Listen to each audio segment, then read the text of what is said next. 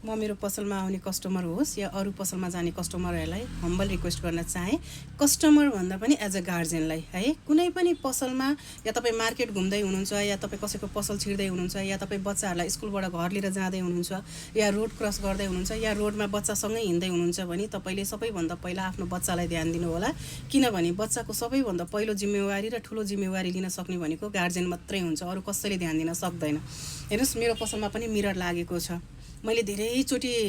बच्चाहरूलाई जोगाएको छु जोगाउन सफल पनि भएको छु तर सधैँ एकनास हुँदैन कहिलेकाहीँ हामी पनि कस्टमरसँग बिजी भइरहेको हुन्छौँ हजुरहरूको बच्चाहरूलाई हामीले ध्यान दिन नपाउला तर तपाईँहरूले आफ्नो बच्चालाई पहिला ध्यान दिनु होला भन्छु कि बरु सपिङ त पछि गर्दा पनि भयो होइन मैले रोड क्रस गर्दा पनि कति देखेको छु बच्चाहरूको ध्यानै हुँदैन गार्जियनहरूको उता फोनमा कुरा गरिरहनु भएको हुन्छ रोड क्रस गर्दा पनि मतलब हुँदैन अब हिजो यस्तो भयो धेरैचोटि भइसक्यो हिजो मात्रै होइन मेरो पसलमा मैले अरू पसलको पनि भिडियो देखाएको थिएँ यस्तो ह्याङ्गर हामीसँग यहाँ खाली टेबलमा थियो यो ह्याङ्गरलाई र बच्चाले मिररमा हानिरहेको थियो चेन्जिङ रुमको मिररमा होइन त्यो फुटेको भए सिसा त फुटेर जान्थ्यो केही फरक परेन त्यो बच्चालाई केही भइदियो भने कसको जिम्मेवारी के अनि सिसा फुट्यो भने त ला बच्चा गऱ्यो भन्नुहुन्छ त्यो बच्चालाई केही भइदियो भने कसलाई टाउकोमा हाल्नुहुन्छ तपाईँले अर्को कुरा मेरो यो पसलको बाहिर रोड देख्नुहुन्छ यो एक्जिट पोइन्ट भनेको अलिकति तलसम्म छ क्या यहाँबाट स्कुटी बाइकहरू तल निस्किन सक्दैन कहिलेकाहीँ कस्तो हुन्छ भने अब यतैतिर पसल भएको मान्छेहरूको त बाइक घरभित्रै पार्किङ हुन्छ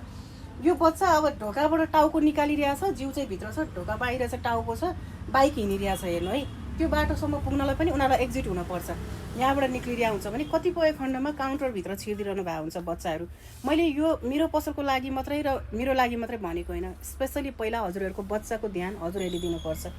बाटो क्रस गर्दा पनि मैले त्यत्तिकै देखिरहेको हुन्छु मार्केट बच्चा लिएर घुम्नु भइरहेको हुन्छ त्यत्तिकै हुन्छ यो आफ्नो बच्चा सानो एउटा मिस्टेकले गर्दाखेरि बच्चाको जिन्दगी बर्बाद हुनसक्छ आमा बाउ जिन्दगीभर रुनु पर्ने हुन्छ त्यही भएर प्लिज मैले हजुरहरूलाई एकदमै हम्बल रिक्वेस्ट गर्न चाहेँ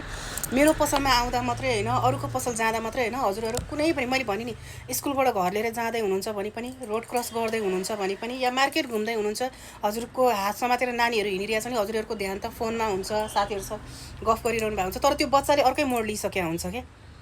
मैले कतिचोटि देखेँ मेरो पसलमा मैले बच्चाहरूलाई बाल बचाउन सकेको छु धेरैचोटि एक दुईजनाको मैले टिकटकमा नि देखाएको थिएँ कि बच्चाले मिररमा हानेकोबाट सिसा फुट्यो तर त्यो बच्चालाई त केही भएन